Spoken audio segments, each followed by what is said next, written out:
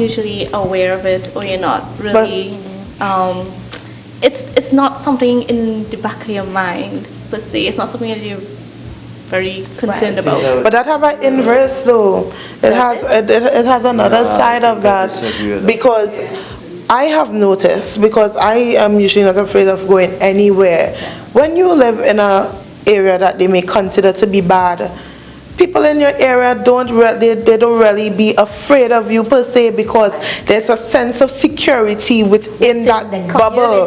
Right. Because for a long while, people tend not to attack the area that they're from. Yes. You see, in Tobago especially, you would see area, district wars, community battling against other communities, but you wouldn't really see a case of I am from Mason Hall or I am from Bethel and I would go steal or fight in Mason Hall or Bethel. I'm not going to do that.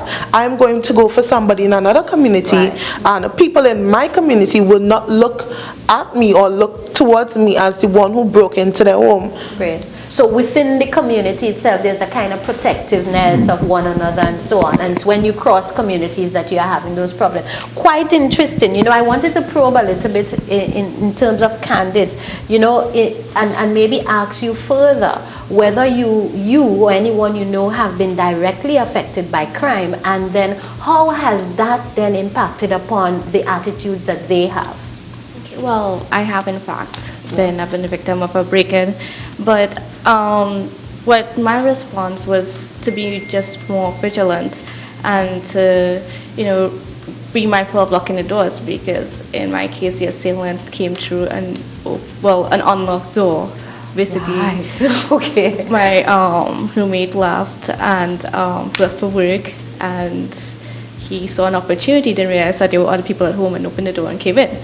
But so now every time somebody leaves, or even if we're locking the doors, dog is outside, you know, things like that. And you've been able to keep up with that? Because I know there are people who have been affected and they do it for a week, 2 weeks, and then it's kind of like back to norm. Have you been able to keep up with that? We have been able to keep up with that so far. Maybe not having the dog out in front of the door as much, but it depends on, you know, what we're doing, the situation at the time, whatever. But I think it does be like when it hits home, then you yourself, your brain clicks and you're like, you know, I gotta be more aware of this. I gotta be more aware of my surroundings. I gotta look out for who is watching me. Gotta be looking out for any kind of suspicious activity in the area, you know, just that kind of thing. And just be mindful of your surroundings. Okay, that's just. Anybody have another experience they might want to share? Do you know, have you or anybody you know been affected by crime, and how that influences your attitude and your behaviors now? Well, I have not actually, I've not been affected by crime, but just hearing about it, and you know, I just don't play that game at all. I mean, because I live alone. When I leave my apartment, it's gated and whatever, but I make sure and I lock my doors. You know, I lock my car doors and everything, because you don't know who's watching at you. You don't know what people are thinking and what's happening. So I mean, and I think also one of the things that we have to look at as well is a lot of things and crimes are taking place in Tobago, but it is not highlighted and spoken about. Okay. All right, because I spoke to a friend recently and she told me about some rapes and some break-ins and whatever, and I mean, hearing it was a bit alarming, you know. So I think what we have to do as people in this society, we need to understand that with time everything changes. And we have to be mindful about what is taking place, because remember, our borders are unprotected. Right. We have people coming in from Trinidad. You know, we don't know who we're letting into our shores. We have people coming in from anywhere. Or you know, the last crime, the last double murder with the Wheelers, one of the individuals was a undocumented Vincentian person. So where did he pass? Yeah. You know, so, and another thing as well is we are not speaking about things that need to be highlighted. All right, in terms of the media, we are not utilizing the media. Okay, before we go to the solutions, I don't want us to hit to the solutions as yet. So are you saying that there is the knowledge on the ground among young people, and that's why we asked the question earlier, are young people talking about what's not being reported, what they may know about that is happening? Are young people generally that is one of the problems. And are they responding? Yes, we know, but okay, it's like, well, you know, I'm not from here, I'm from Trinidad, but I've been living here for over 10 years, right? And when I just came here, one of the problems that I had with Tobago was that people were very nosy. And now that is going out the window because people are being ridiculed for it, but it has its pros and its cons. Because you would have your neighbor probably being nosy, but he's looking out. You know, he's looking out for you in a sense. He probably might be minding your business, or but things with and then things are people are becoming a little more selfish, and you know what? I don't want to So I think that sort of looking out for each other, or if you want to say minding other people's business. It sort of helps sometimes, what I mean? Great. Yeah. So what are the things then that put young people at risk, and maybe generally too? Afia, you want to share? Understanding what's happening with the crime on the ground. We're saying that it's happening, it's increasing in some instances. We know that it's happening, we're concerned. What is putting us at risk in Tobago for the crime and violence? I think that we all have a part to play when crime is concerned. As he was saying about the move from generation. So a long time you have where you were your brother's keeper. Now we are more selfish. And among the youths we have a code of silence. Nobody wants to be a snitch. Okay. Nobody wants to sell out nobody. And it's fear in both of fear of your reputation being tarnished. Nobody wants to be a snitch. And there's also fear of being attacked and your life in danger. So I think, and I think it stems down from the top. I think we are all affected and we are all causing the problem. Because if our leaders are modeling a particular behavior, it's only a matter of time before it trickles down. We talk a lot about the media, and we like to focus on the television shows and the music videos. Yes, they impact the minds of our youths and the activities that they are involved in. But even the news, we look at parliament and we look at how our leaders behave and their conduct. Right. Yeah. Okay. Yeah. Right. And, they leave nothing for us. Okay. So you're saying that behavior is also being modeled? Definitely. Yes. Most definitely. And then it comes right down to the home. Right. So we have the media, we have the leaders or politicians in high places. Then we have the home. We have a lot of broken homes, dysfunctional homes, where there's either single parents and there's, that lack of love, where the youths are seeking love. We have a lot of anger. These days, the youths, they are very angry. And I think that's what makes it different. Long time, you get in a fight, you fight today, tomorrow you and your partner is friends. Yeah. But these days, you fight today and they're your arch enemy. That's it. They are so angry. And we have a lot of children making children. So they themselves have not been brought up the right way, and they do not know how to teach someone else. So we have, a ripple effect from the top, go right down.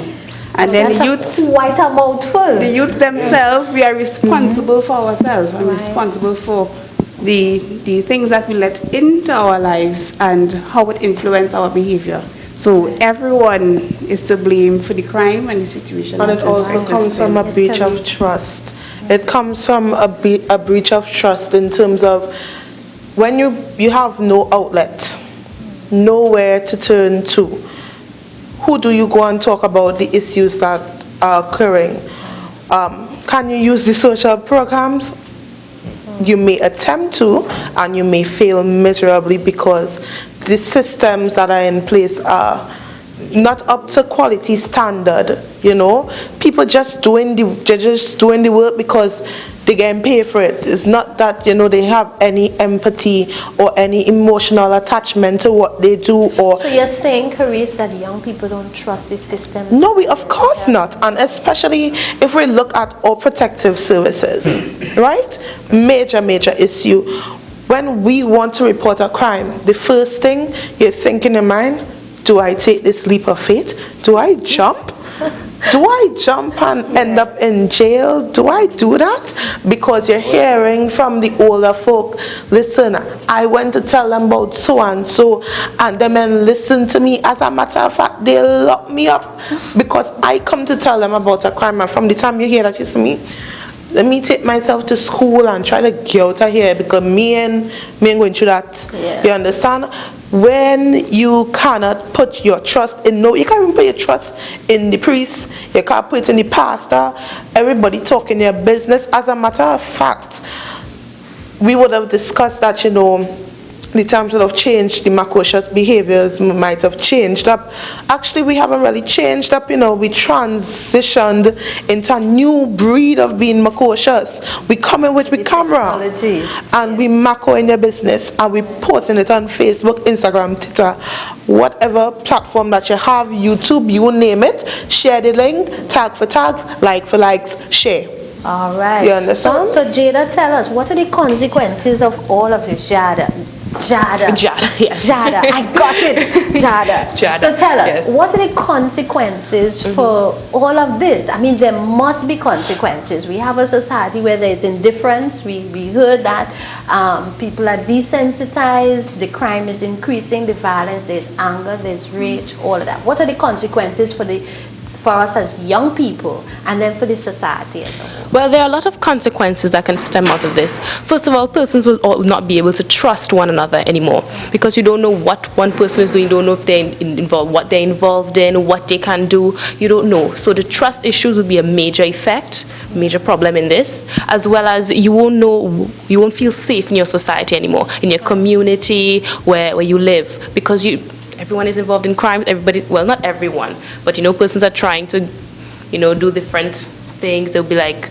trying to get into you. And a lot of persons will also be jealous of you, so they'll try to get your things. Right. So you wouldn't know who is safe, who to trust. So you won't have trust. You won't feel safe in your community, and that can cause a major problem as well.